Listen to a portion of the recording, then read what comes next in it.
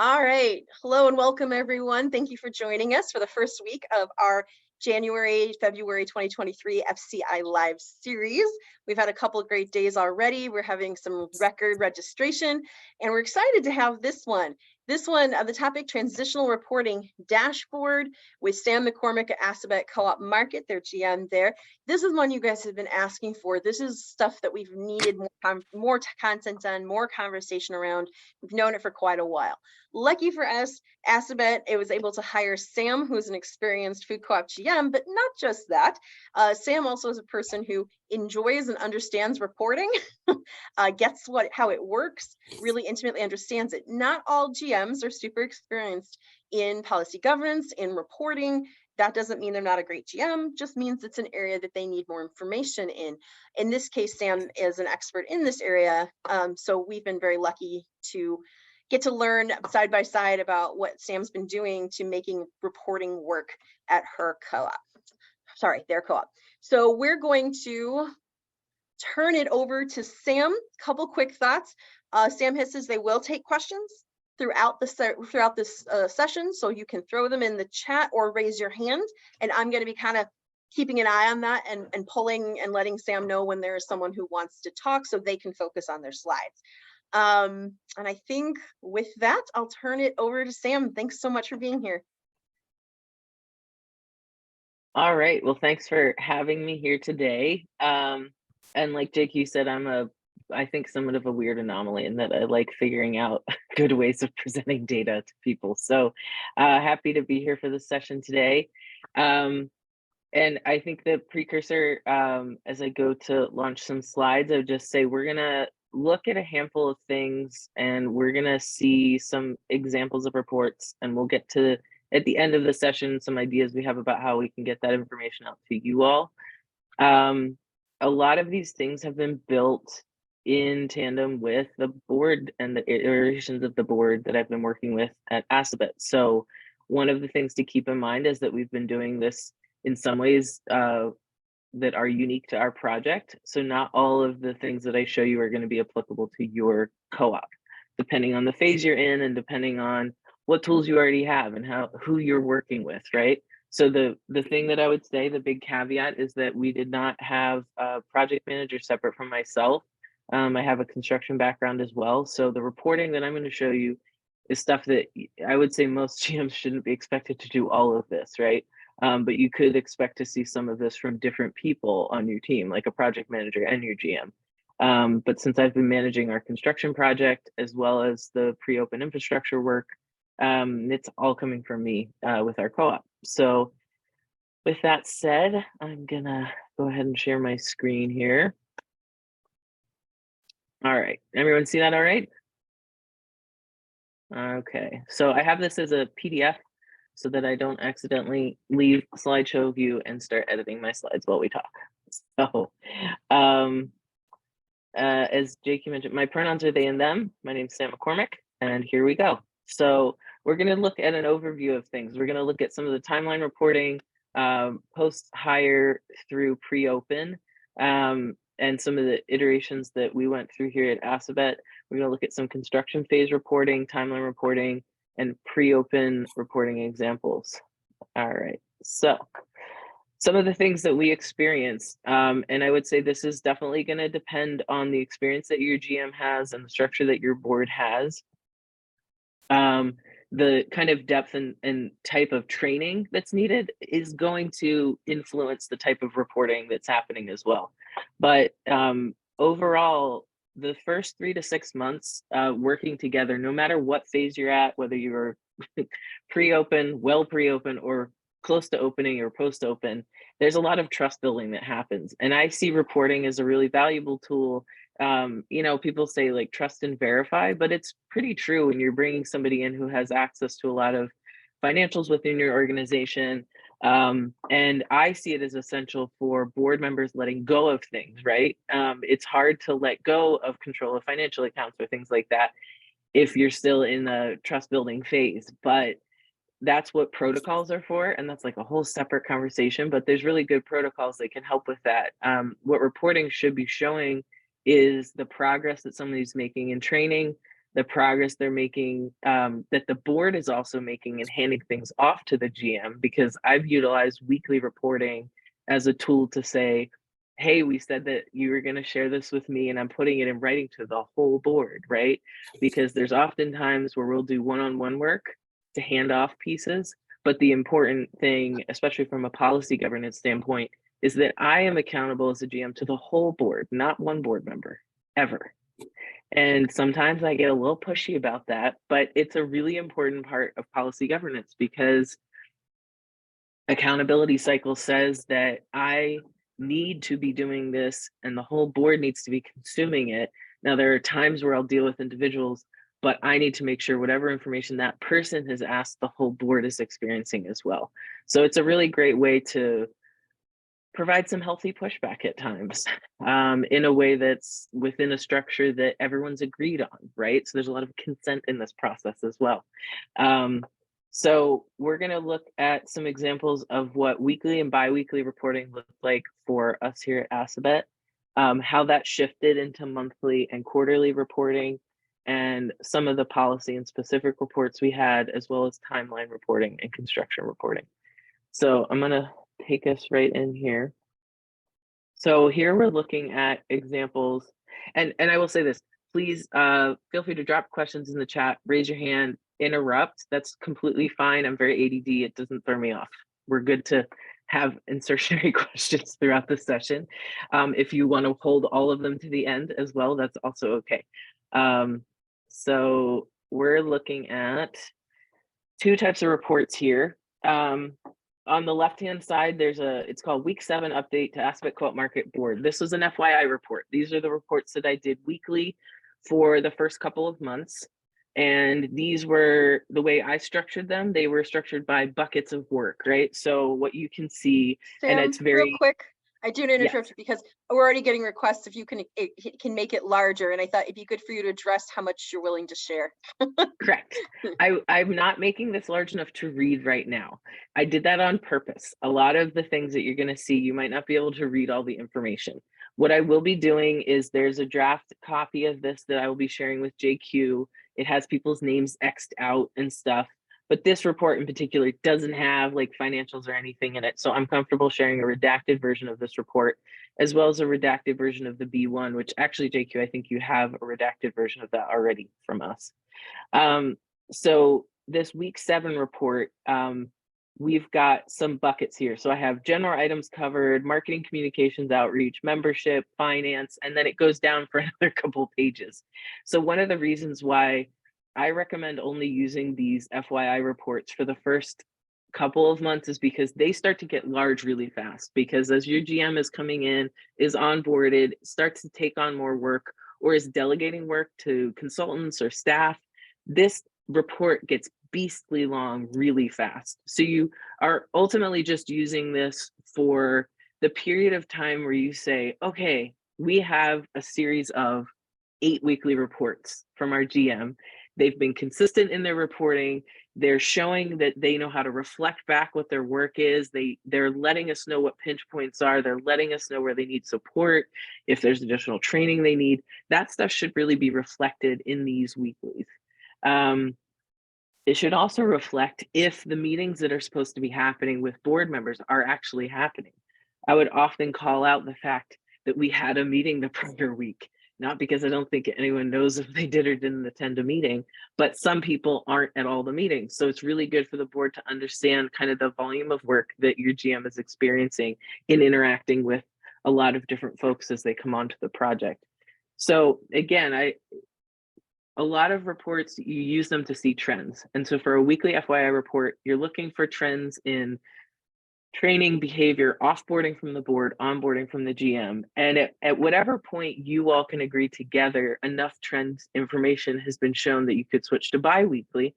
I'd suggest doing that sooner rather than later, because reporting is necessary, but we don't want it to get arduous. We don't want it to get to the point where it takes up so much of your GM's week that they're not actually getting other work done. So you also have to understand that if you kind of start to exceed, I mean, this might sound like a lot, but board work in general will take up 25 to 30% of your GM schedule. FYI, expect that. And that is going to fluctuate depending on what phase you're in. But, you know, if your GM is saying, I'm spending like a day putting this report together, that's too much, right? That means that the work they've done in preparation for it is really exceeding, and you should be finding a better, more succinct way of getting this information across. That's when you switch to biweekly. It's going to start being more data driven at that point. You're going to see less like paragraphs of text and more like direct, like this was accomplished, this was accomplished. It turns into more of a checklist that they're reporting out. But I use the same style. I'd use the same buckets. I do that. It would just get more brief. But again, that's only going to take you so far. And that's when we'll look at kind of a dashboard layout that's this transition to. So the other thing on this page is a B1 report. And one of the things that I'd say I really appreciate is that the board that I've worked with over the last couple of years here at Assabet understands that there's some stuff that we do for practice. And then if you don't have time for practice anymore, you have to just live in reality, right? But the initial period of time after we got settled in our standard reporting, we did do some practice policy reporting. And that was because sometimes templating out those policy reports can take a while, but those are really necessary. So we use the B1 financial report for, it's B1 in our policies. So this is a report for financial condition and activity. And I didn't make this whole thing up. I formatted it to kind of suit my graphic needs, but I got data, I got feedback from open co-ops on what to be putting in this. And I've done this reporting in the past, but it's always good to reflect with open co-op GMs. How are you doing this? What works well for you? What kind of data drives the, you know, your interpretation of a policy? And so we went through and did the B1 financial, and that's the one that we are consistently using as a quarterly report for our policy reporting at this time.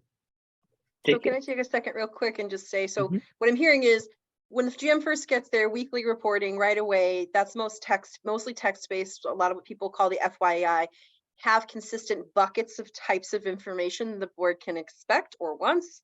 And then I'm hearing move it to biweekly as soon as the trust is built that you can, and it's getting too unwieldy. That's a little more data driven. And then I'm hearing that, so those who are new to this is policy governance. When you hear B1 report, that's policy governance style reporting. It's an executive limitation report. And B1 is generally what every food co-op calls their financial reporting. So we're transitioning from this FYI to more data-driven FYI to executive limitation reporting, which is interpretation and data-driven. And I just want to make sure I had those steps right. Like you moved to this B1-ish stuff around, you went to like monthly reporting? Yeah, so we agreed that we were going to do this as a as a trial run, right? Because it's not just for your GM writing it; it's also for the board to start learning what it's like to read the interpretations of an executive limitation policy, because it's all in the negative, right? So it's a different way that you're having to approach reporting. We did not exceed the budget. We did not do anything that was outside of the authorization of the board. We did not, right? So that it's a different way that the board also has to get used to reading a report. So we introduced this right around when we were at monthly reporting time, because and again, this is only a quarterly, but we started doing it at that point so that there was a lot of time for kind of the learning on the board's part. And as of yet, we have not introduced any other policies besides this financial reporting one for our policy reporting at this time. Are there questions popping up out there? Anything we could answer We before we definitely move on? have just a question, and I think we have a couple co-ops that are early stage 2B in the room. So there's more questions like, could you point us to more information on policy reporting? That's a whole new concept to us. So if you have anything you want to touch on there, and I was putting in the chat that I will send a couple basic articles from Columate for folks who are new to this topic.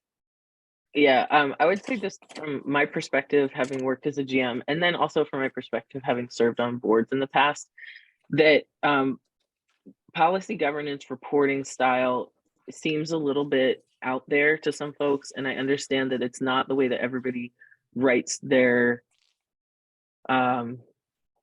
their reporting schedule for their GM. Not everyone's going to live in policy governance as their style of management, but whether you do that or you don't, there should always be a very like a schedule of annualized reporting, and that's what policy governance really is.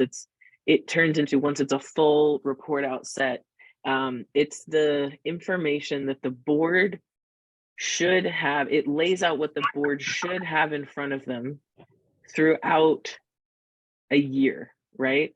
Of an open co-op. Let me clarify that. So I know there are times where these reports will get, I think, introduced too soon sometimes if you're still pre-open, because it is a lot of work that goes into them. But this is not the GM writing this whole report for you and all of these reports. It's that the GM is working with the staff to make sure that all of the information and activity of the co-op is being properly reported to the board, and that you're showing that the standards of the board set as your value statements and your ends for the co-op. Like, what are the goals of the co-op? This reporting at the end of the day should say, here is operationally how we are meeting the values, ends, and goals that the board has set out. And the board, at the end of the day, is the fiduciary responsible party for the co-op. So the board does need to understand, at least at a high level, how these things are being fulfilled. So that's kind of, I think, what I would say about that. And I'm happy to answer more questions, but that's a whole other session, policy reporting. Yeah. We've got some more here. All right. So I'm assuming Sam's about to cover this, but Aspect gets monthly financial reports, not just the B1. Okay, thanks, Siobhan. And the question, we'll get there. Lindsay said, when do you move from biweekly reporting to monthly? Like, what are your markers for deciding these pieces of the process? And when you move, what format did you move to? So we moved there. There are always some stuff that was monthly. So Siobhan's nudging question around financials. So along with these FYIs, and this may be your GM or this may be your GM reporting things that your accountant is doing, just keeping in mind that structures might be different in different places. There are also financial reports that the board should be getting, and that's your profit and loss statement, that's your balance sheet and your cash flow statement. Those should be happening at every business meeting, and for us that was monthly. So those, again, those are reports that are pulled from our financial reporting tool, which is QuickBooks. So it's not an interpretation. There's no guesswork involved. It is GAAP standard, accounting standard for reporting. So I don't have any of that in here because I can't show any of our financials on this call since it's recorded. But if anyone has questions about that stuff that an accountant can answer, and there's recommended charts of accounts and things like that that co-ops should be utilizing. That's something that I think FCI and other networks out there can absolutely support in recommendations on what your chart of accounts should look like. Those reports were happening monthly in tandem to these FYIs. And often one of the first things that your GM is going to have to do when they come in is really wrap their head around your financials. What is the structure they're in now, and how does that need to move into a structure that's appropriate for opening the store, because they are going to be different things. And for example, I spent time with our board chair, Siobhan, at that time was the board chair, going through a bunch of stuff with our accountants for the first quarter that I was working with Assabet to reconcile everything to date, to make sure that it was into the new chart of accounts style that we needed to make sure. And so we spent the first quarter really cleaning up the financials. So by the first quarter, we were able to start producing, I was able to start producing profit and loss statements and balance sheets for the co-op. So again, that may not be your GM, but your GM does have to get their head wrapped around that. Whether they're doing the work of reconciling the accounts or not, they do need to understand all of the accounts that you have, all of the inflow and outflow, and what style of chart of accounts you need to have. That's stuff that your GM should understand. But there's a lot of training out there on that front. Quick question before we move on from this topic. I want to, I think people just, can we slow down for a moment on the FYI report? So what are, I know, because we can't read that, of course, on purpose. What are the buckets? Like, what were the areas you were talking to the board about? Let me, give me 1 second, and I will list off the categories that I was reporting on, and this was week 7. So I did a training update. If there was training I was doing, I was reporting on that. I do a general items covered or reviewed. We talk about, what aspects of the co-op I was still acquainting myself with, what we covered in the prior board meeting that might have left relevant things to cover in the time in between. Um, I spent a lot of work understanding our pro forma. Again, this will depend on the GM that you have and the type of financial literacy that they have. They do need to understand the basic components of your pro forma. But again, your accountant and your treasurer and other consultants involved in your project may be doing more work around the pro forma. So again, that is like to understand, but maybe doesn't have to do as much of the work interpreting. That's going to depend on your GM. I would report on site selection work. When I came on, we reopened our site search. So I was running our site search for the co-op. I was also reporting on marketing, communication, and outreach. We had at that point a part-time staff person that was accountable to me. So I would report on the work that we did together.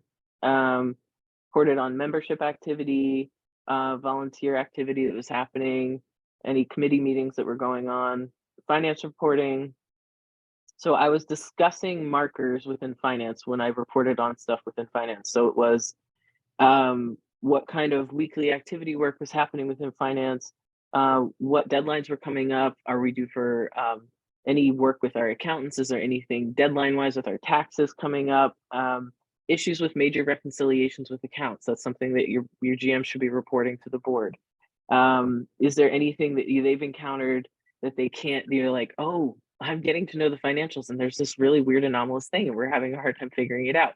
These are the kinds of things that would come up. There was a bucket for IT. There was a bucket for what I called like meet and greet opportunities, ongoing conversations with co-op peers, consultants, community groups, and organizations. So that was a whole bucket. And in there, I'd say, hey, I had a call with JQ. It was great. We talked about reporting, whatever that was.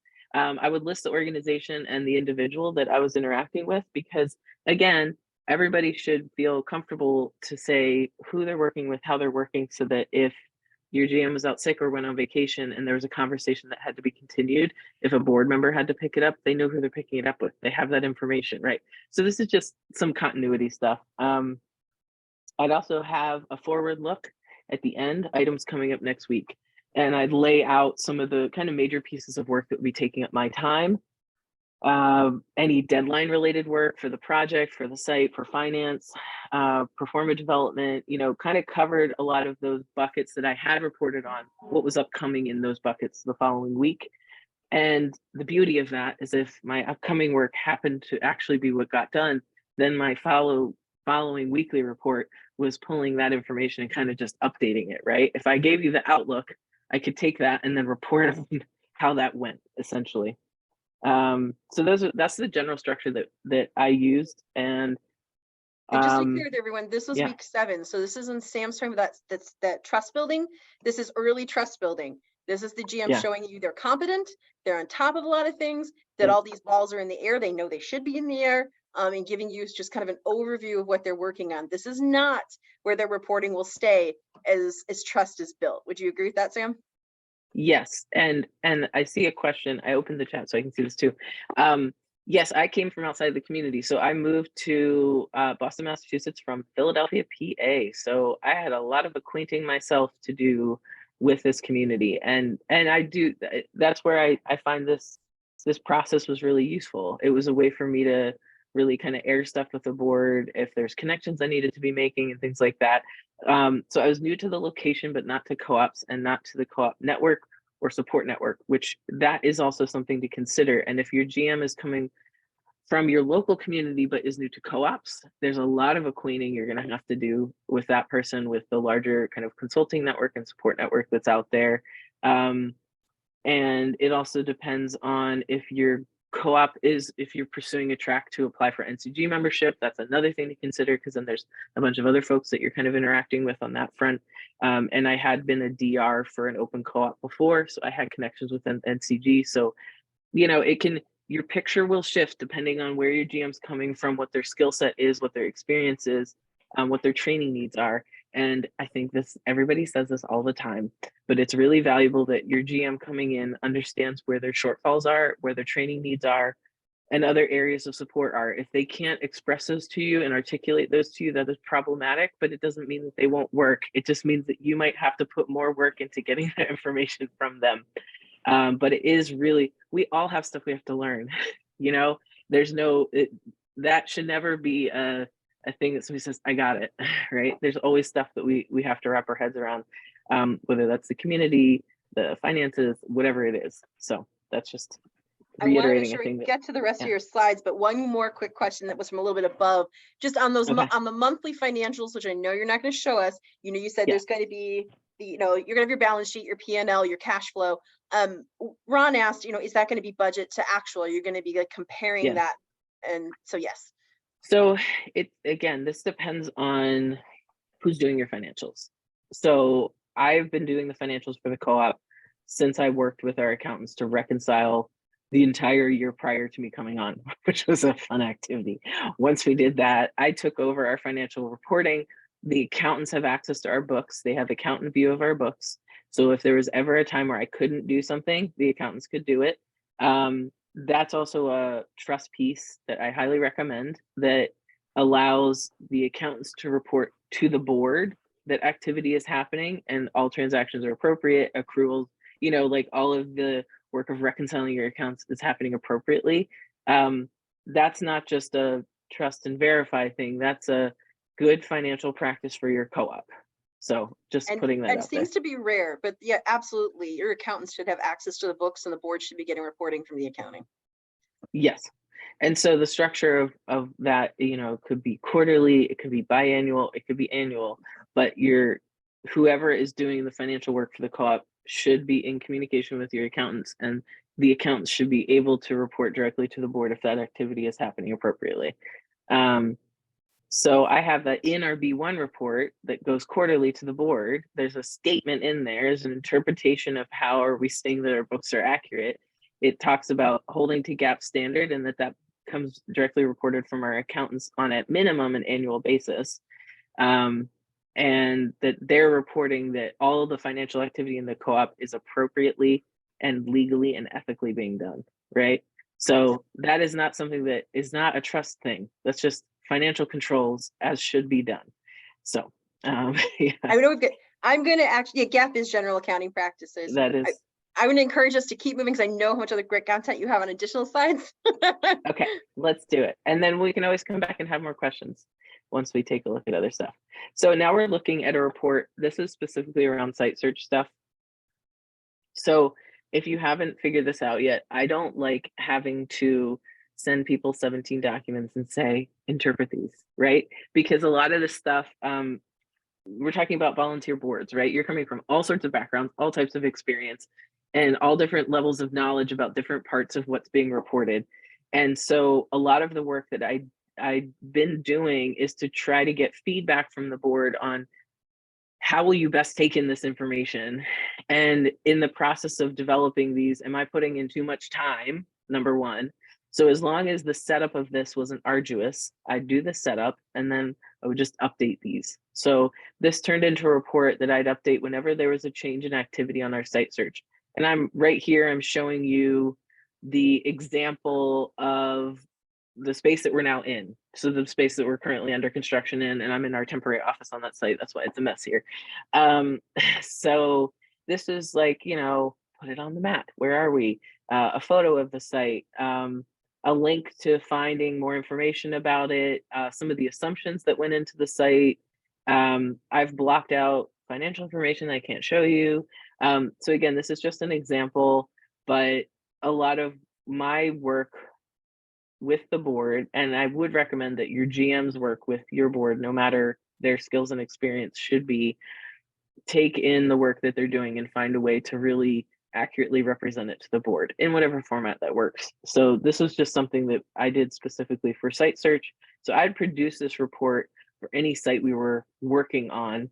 And what you can't see here is down below, I pulled out information from our performance. So in tandem with a site search is you're getting sales data from your your market study analyst, that's going into a performa that's being developed specific to the site.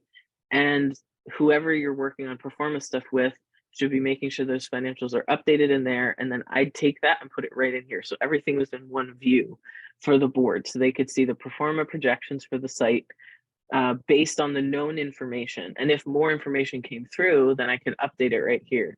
And so the one thing that I found really useful was on the right-hand side, there's steps, process flow for updating this one pager. Initial site info, base one pager, due diligence items, updated, shared. So it was kind of like rinse and repeat on some of the steps if there's new information. So repeat steps 2 to 4 if they request additional due diligence, right? So this isn't fancy. This was not something that I spent a ton of time on, but it was a way that I found that I could put information out that everybody could see in one shot. And they didn't have to flip through 7 different documents, but the sources were there. So if they wanted to flip through the documents, they could.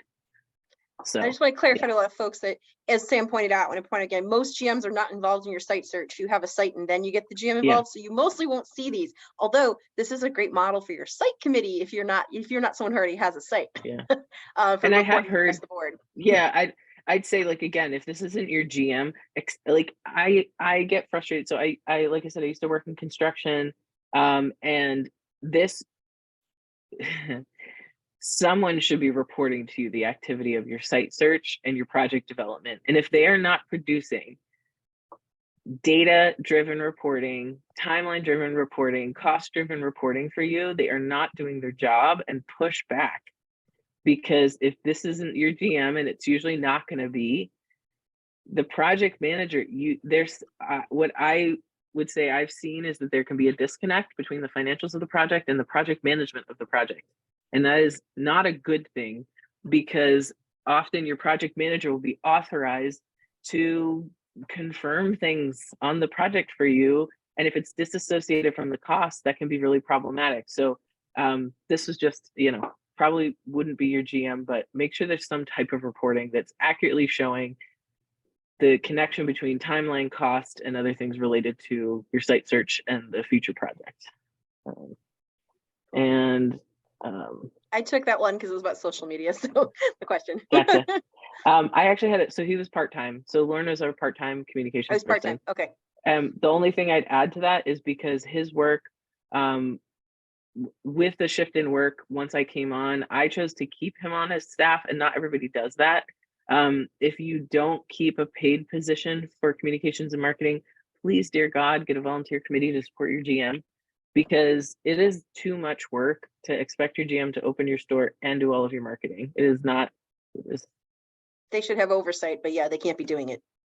They should have oversight. So what we actually did was to expand the one staff person that I had, to expand his capacity. We got some volunteer members from our community who would use the tools that we had, and he'd have to approve their draft material, but they create posts for us within the structure that we've provided. So yeah, good question. Super excited about this one. We get this question a lot. So timeline reporting. I don't know where to start. So not everybody knows how to use project management tools. That's okay. The thing I would say is that project management tools are actually pretty easy to function within. A lot of them give you the option to view things in a lot of different ways. So that's what I'm trying to show you here. So what you can't see, again, I made this too small for you to read it. I did that on purpose. So please don't worry about that part. What I'll try to explain is kind of how this works functionally. So I'm showing 2 different things here. I'm showing what's called a Gantt chart, and that shows you project work on the side. So this is listing the tasks. This is showing it over time. And this is something that is often used within construction, but it's also used within any kind of project management that exists. So people who specialize in startups, the folks that come in and do startup development work, use tools like this, whether it's in an Excel tool, whether it's in an official web hosted project management tool, a paid one or free one, it doesn't matter. There are ways that you can do this. And you want to, the key to these kinds of timeline reporting tools is, and let me see, I'm going to zoom in, not so you can read anything, but you can see see if you can see one part of this. So you can see these lines that are connecting things here, and it looks like the worst roadmap you've ever seen. That is in fact a dependency. So we're saying this piece is dependent on the one prior to it happening. And within a project management tool, if this piece gets delayed and you move it out, everything moves with it, right? So that's one of the valuable things of a timeline reporting tool called a Gantt chart, is that you can create dependencies within items and say, if I said this was going to happen on day 15 and on day 16 the next thing happens, if it gets moved out to day 20, then the next item gets moved out to day 21. And it's a very simple way to keep track of your project and to show the impacts over time, which costs a lot of money, what happens when things get delayed, delivery dates get changed, all of that stuff. So to bring it back out, just that's one way of looking at a project, is in this Gantt chart view. A good project management, yes. Yeah, Sam, we got a question about favorite project management software, but I'm going to start first with, what are your thoughts on, we have a lot of boards that are like, we would like a timeline from the GM of like what needs to get done and when it'll get done. And do you think that's realistic? What kind of time reporting could they expect from a GM? So I think it's realistic, but it does depend on what role your GM is playing. So again, if your GM is doing the free open infrastructure development, which is connected to but separate from construction development and equipment timelines, your GM still needs to understand where all of those pieces are. So your construction reporting could be being produced by your GM, your project manager, but that should be getting that at that point. If you have a GM, your GM should be getting handed that report. They should then see that timeline and be able to either utilize the tool that's been given to them or to put some of the larger markers in time to share with you. Either way, your GM is kind of your, I don't know if to use like a computer analogy, but it's kind of like the motherboard at a certain point, right? This information gets plugged in, your GM is responsible to sort, filter, and report back out to you. So we're getting all sorts of questions about these. So we don't get too far on this one, but people are asking what the blue and the green represents, and if the task list on the right is what's actually flowing through on the left. So that's what I was going to give a little bit more information about. Cool. So one of the simplest things I can do is say the checklist on the right is the simplest way that information can be shown in a tool. So when, I switched slides, sorry about that. So when your GM is going to put a bunch of tasks in most project management tools, they can do it in what's called list view. You list out all of the tasks, then you assign dates to them. And then if you're using a tool, and I will share the preferred tool that I use, don't worry. If you do that, then the tool itself lets you switch views. And you can go from list view to calendar view to Gantt chart view. And now some views have more features than others. So creating dependencies between tasks can be done in list view and Gantt chart view. If you're in calendar view, it's just showing you a calendar page, right? So the key thing is that most project management tools are a lot simpler than most of us assume they are. Most of them start you out in list view, you list out a bunch of tasks, and then you put dates on them. That's the simplest way you can use it. If you do it that way, it creates a moment in time for each task, and that moment in time will show up on any calendar and any Gantt chart within that tool. You also have the option of saying it takes this long, not just its end date, but when it does its start. And so if the project's going to take 6 months, you can say it starts in April and it ends in, and you put the end date, and then that's how you produce those bars that you're talking about. Now, the blue versus green means nothing. That's just a label coding thing that I had within our tool. Don't read into the colors on this one. And what software would you use? Because I'm not going to go I want to keep us away too much into how to use project management software. I see future training sessions. I do too. So this is the timeline reporting tool that I use. It's called ClickUp. It is free to start using. I recommend everybody try it. It's free. If you want to pay for it, then you can. You can pay for it on an annual basis. It's not actually that expensive. I think we paid less than $200 for a year's use, which allows for multiple users. And it allows that I can share this with our contractors, and I can share this with our consultants, and I can share it with whomever. So this, I'm showing a version of a snapshot view, and this is a calendar, right? So this doesn't do a whole lot except tell the board that in the third week in January, or the fourth week in January, leave me alone. That's what that says, right? This is not a view that I normally share with the board. Siobhan could tell you that the one up here, this checklist, that's what I shared with the board. They saw the checklist. It was the tasks relevant to the board for our owners meeting and board elections. That's the task list that I developed with our board chair, and I made sure to put all the dates in my timeline so that I don't miss any tasks that are relevant to staff. But in this version, you can see pinch points, right?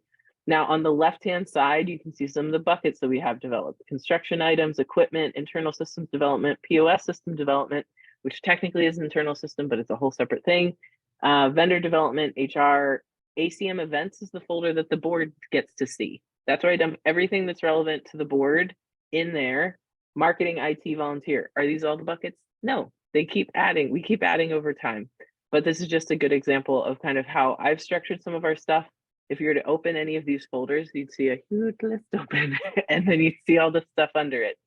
So I encourage folks to try to use this. It's really easy to start using, promise. And there's lots of tutorials. The reason I like ClickUp is that it starts out free. They have a ton of tutorials. They have a lot of help documents. It's very user-friendly, at least from my experience. So yeah. Great. Do we And get? I want to stress again that, as Sam's saying, it's realistic for these documents to exist, these timelines, whether it's your construction manager or whoever. But also, I mean, Sam, I don't know if you're touching on this, but like things like, this is when I'll start hiring staff. This is when I'm developing job descriptions. Is that type of work in the same timeline, or do you keep that separate from construction? So I have them in separate. So basically what you're seeing right here is on the left-hand side, in this tool, I've selected the house. And if you select like the house, the roof level of your timeline, it shows every single item in every single list. If you were to go into one of these specific buckets, so if you were to click on the HR development bucket, it'll then show you just the timelines and tasks specific to it. But if you want to see how that interacts with construction, go back to that main view and you start to see how things line up. Under that HR development bucket, I didn't develop that whole timeline by myself. There are folks with NCG that I'm working with, and we've picked dates for a job fair, and we've picked out, and so as we develop those dates, I put them in the tool. If I'm having a licensing conversation with the local town officials, which I was doing yesterday, and I found out that the health inspector won't give me a timeline, just said, tell me when to show up. Okay, great. I have a note in under our health inspection license for our health license, just to message the inspector, and here's his email. So this tool is very big, but you can use it as small or as large as you want to. That's what I'll say. It has lots of integrations and lots of ways you can use it. So yes, the PM tool is only as good as the people using it. So yes, I do have experience using project management tools that is very helpful in this process. So again, it doesn't necessarily have to be your GM who lives in this expert space, but there's probably somebody on your project who could really help to develop this, who has some infrastructure mindset, right? Who has some modeling mindset, who likes to think about folder hierarchy and nomenclature, which is a whole other thing. But I'm going to move us forward because there's a few more things I want to share, and we can always come back to this one. So data management for the board. This is specifically what we're looking at. So this is when we went from FYI reports to dashboard reporting. I don't remember the date and time, and Siobhan's on here, so maybe she could say when she remembers, but this was dashboard reporting, I think was somewhere after 6 months. I think we got through FYI reports, written weekly, bi-weekly, monthly, shifted into dashboard, maybe between 4 to 6 months. I don't remember exactly. I've been with the co-op for 2 years now, so sometimes time is irrelevant at this point. I'm like, I don't remember when that happened. But what I did here is we use Google as our business environment for the co-op. I know that's not something everybody's using, but we use Google Business Suite, and so we have access to all the tools there. And this dashboard development is in Google Sheets. So basically, this is showing, so you can't read it again, the some of the graphics associated with the relevant financials right now. Keeping in mind that these graphics are not the graphics you'd see when the store opens. You're going to see sales reporting, then you're going to see other stuff. This is what, in conversation with the board, we thought was relevant for the board to see on a monthly basis updated. And so this is one page on a Google Sheet, and then there was a second page within the same document that was like the input cells for this. And this then has turned into what I've developed into a website, because this tool for me was kind of clunky, and I didn't think it was the best way for sourcing all the information for the board, because as the work went on and there was more information being shared with the board, what I continued to experience was, especially when we brought on new board members, orienting them to where everything lives in the business drive was somewhat difficult. People would regularly send me an email saying, I can't find this report in our folders, even though, as you can see, I have these labeled by type. It's okay. Not everybody likes to navigate folders. So I have financial reports, policy reporting, proposals to the board, resources for the board, timeline reporting, topic specific reports, and an archive that I don't delete things. I put things in an archive. So these are just some of the major buckets, and see, people were still saying, I can't find things in the buckets. And so I took this dashboard and with this structure, and we turned it into, let me stop sharing and share a new thing. I turned this into a Google website. So this, I'm not able to scroll through this right now because it would show you information that I am not allowed to share by the board. But what I'm showing on this side is just the structure of what we have on here. So I have a dashboard page that shows those graphics you saw in the other one. You can still see them on here. There's graphics, and there's the snapshot of our financials. And then on the subsequent pages, we have, under operations, we have finance reporting. That's where your profit and loss statement is. That's where your balance sheet is. That's where your cash flow statement is. We have fundraising work we've been doing and capital investment work we've been doing. That reporting shows up under that tab. Activity related to it, reporting related to it. Site development, that is our current project. We're under construction. That's where you're going to see updates relevant to that, photos of the project, things like that. Policy reporting, you find the policy reports there. It's pretty straightforward. And then timeline reporting. This is both project specific timelines and co-op timelines overall. And then there's governance tabs. That's where we have board meeting agendas. We have a resource page. We have meeting minutes, and we have drive navigation. And that page is just a map of every single thing that lives in the drive. But what I was going to show you is just like the resource page. So under the board resource page, it literally just has like a teaching pro forma that we have on there. It has documents like our policy register, our bylaws. It has contact information for our board members. JQ, we might need to skip that. We might need to put that out of the video, but Okay. it has our forecast for prior sites, and then it has affiliations. If you want to read more about organizations we're connected with, has some history and information on here. It has our internal timeline, all sorts of fun stuff.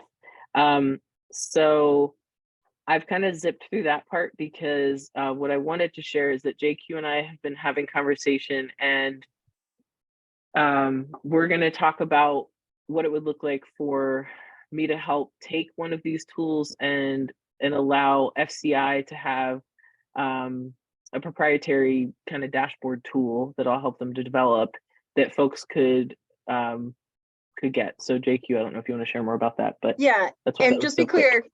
it will be free, it will be open source. That Sam's goal is to make sure this is available so everyone is a tool in an open source format. So FCI would just be housing that, and we're working on a March goal for having something live. Yeah.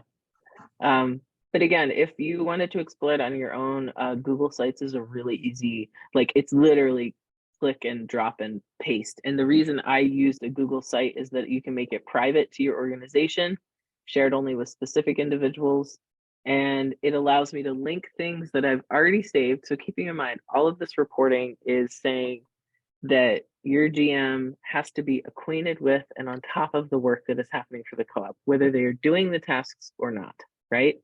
And so as the project's happening, am I keeping on top of construction? Am I keeping on top of this? Am I talking with our consultants about our equipment? Are we, whether your GM's doing it or not, they need to understand what's happening. And from my perspective, it also is a great way to see how your GM is going to interact with their staff. Because my job in the future, when we have more staff, is to make sure that they're reporting accurately and timely, to make sure they're on top of their work. And this all accumulates to provide the board with a better picture if the staff are doing this as well. So it's just kind of the start of much more. Yeah. I know we don't have a ton of time. We did have a question kind of about, it was about the project management, but they're like, how do you make sure things are happening within the co-op's values? How is that tracked through all of this? And that's a tough convo, but I thought maybe you could say a few words on it. Yeah, so actually, I think I have a good example of that. So one of our values is in supporting our local community, and making sure that we are representing accurately the community that we're in from a DEI perspective and an inclusivity perspective. And so one of the specific ways we can do that is in our local vendor development. And so recently, so this was a public announcement, Lauren, who is our membership person part-time, I've recently brought him on as our full-time operations coordinator. And part of the work that he's taking on is making sure that we are including local vendors in our vendor development picture. As we work with NCG around large supplier development, we want to make sure that we're keeping on top of local vendor development. So within that project management tool under vendor development, there's specific stuff around local vendors because they really do take extra effort and time. And we're basically saying we're willing to put the money and the time into fulfilling that part of it, fulfilling the desire for local food being represented on our shelves and supporting local producers. So I hope that's like a specific way that I could share that. And then in the future, our sales should be reporting out how much of our sales are actually meeting the goal that we've set. We've said we want to have 20% local. So how are we actually fulfilling that? And one of the things that I have yet to write into interpretation would be that over the period of 2 years of open sales, that we would achieve that goal. Not saying we couldn't do it sooner, but we need time to develop and fulfill that, right? So that's a way that we could kind of tie end to end a values piece that's in our ends that we'll be reporting on that we're currently working on in our project. And I wanted to put a plug here real quick. Operationalizing those ends in the board GM relationship and in developing your store is what we're gonna have a whole session on tomorrow from the board perspective with Siobhan Mitchell tomorrow at the same time slot, also from Assabet. So they have a different board chair now. Siobhan is happily moving off the board slowly but surely, but we are, or maybe is off, but they have been the one who's helped, been on the other side of this, developing this with Sam. So they're going to come from a board perspective of how do we make sure the vision of our owners, the ends, the values are being delivered through this GM transition process as we build the store. Yeah. Other last minute questions or things you wanted to share, Sam? My suggestion is don't be afraid to try free tools.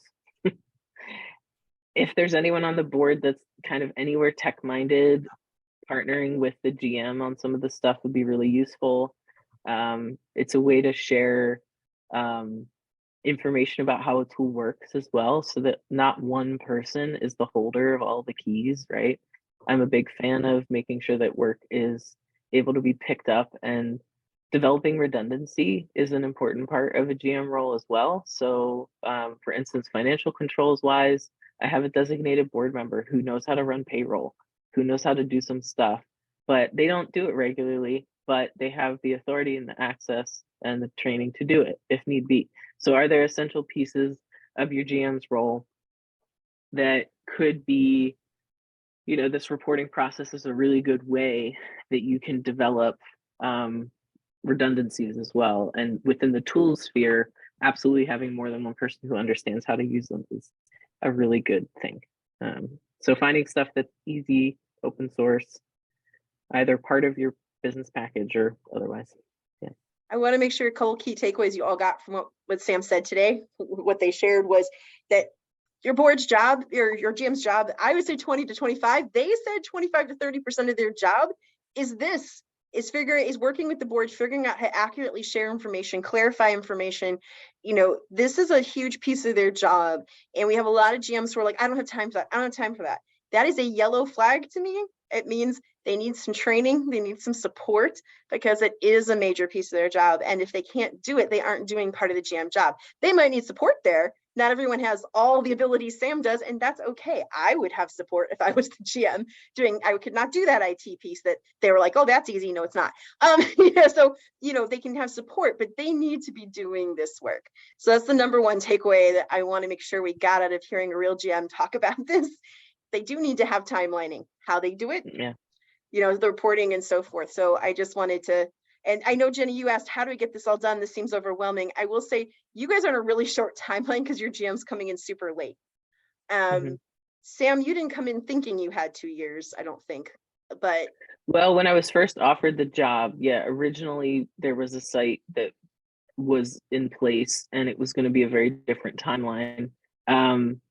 I will say this, and Siobhan could reflect on this maybe in her session tomorrow. I don't spend a ton of time developing these tools. I do spend regular time reporting every week, every month, but the time in setting up the tool has not been significant for me. If that was a roadblock, I wouldn't have done it. But one of the things I find very valuable, and I were at the last minute, is my taking the time to take dates. And like, I keep a notebook. Not everyone has a different way of doing things. I'm ADD. I will forget everything I talked about in 5 minutes if I didn't write it down. So I keep a notebook. I have everything in here.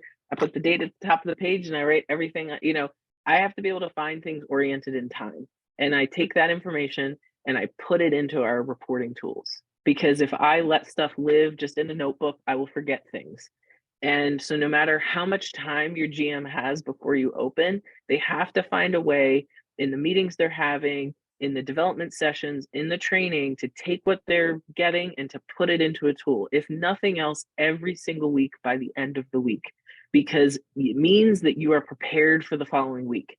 And this is something that is like both for a pre-open and an open store. If you don't take the time every week to reflect on what you're doing and to put it somewhere that it can be seen by other people or remembered by yourself, then you're going to lose pieces fast. And this job is busy. A lot of people go, aren't you going to be so happy when it opens that you'll have so much more time? And I'm like, nope, actually less time, because then you have an open story and you're dealing with a whole other set of work.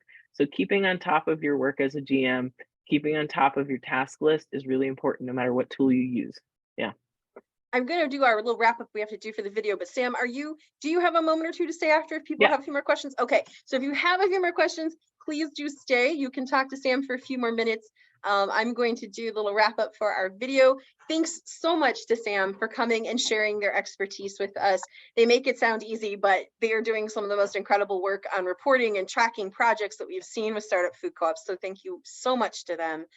And just real quick, so you know what's coming up. As I said, tonight we have we can't have more than 100 people in a Zoom room, and we have almost maxed out this session. So if you want to come to Building Leadership from Within and you have not registered yet, please do that ASAP. I think there's like 4 or 5 slots left. This one will be from 2 people who have been board chairs, who are Lene Gilbert and Erin Dale McClellan, talking about how they do education at their co-op and actually build owners up to become leaderful rather than be looking outside for new leaders all the time, and how they make that part of their co-op so there is a future to their co-op's governance and their owners' participation. And then tomorrow, like I said, the Building the Store Your Members Expect is Siobhan talking from the board perspective on Assabet's project about how they worked with Sam on how to incorporate those values and make sure the store and the process was reflecting those values. So come check that out for the other side of this story. And then Thursday night, we have Earning Your Owner's Business. We have GM back. We have GM Peter Waldman from Food Shed Co-op going to talk about you can't assume your owners will shop just because you built a store, and the things that a GM thinks about and the programs they set up and what they do to make sure that owners actually do come in and shop. They must be treated like shoppers for the store to be successful. Real quick, this would not be possible without the USDA and National Cooperative Bank, National Cooperative Grocers, and CoBank. They sponsor this series. Thank you so much to them. And with that, I'm going to